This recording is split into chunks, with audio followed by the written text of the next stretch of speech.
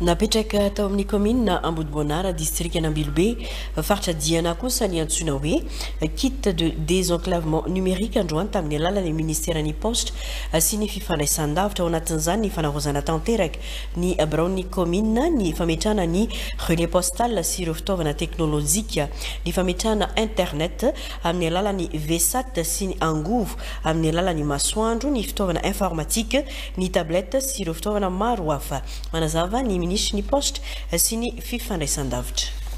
Araky ny fanlazaiko moa ity resaka ity dia asa napetraky ny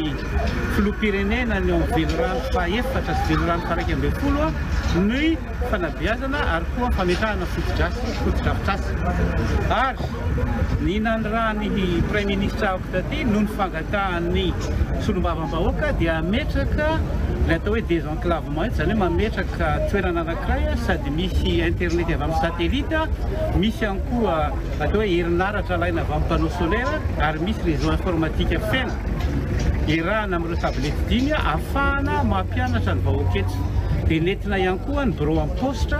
mitondra an'ireo tolotra poste ary koa ireo tolotra financier ao zany atao hoe tsinjo lavitra tsinjo avitra sy ny tsinjo fahaterana mipetra-bola ao koa ny poste monnaie ary mino fa alohan'ny faran'ny volana dia hoentina ity koa ny poketra mba ahafahan'ny olona rehefa mandeha izy enina ny ampita dia afaka mampiasa ny zakakaratra.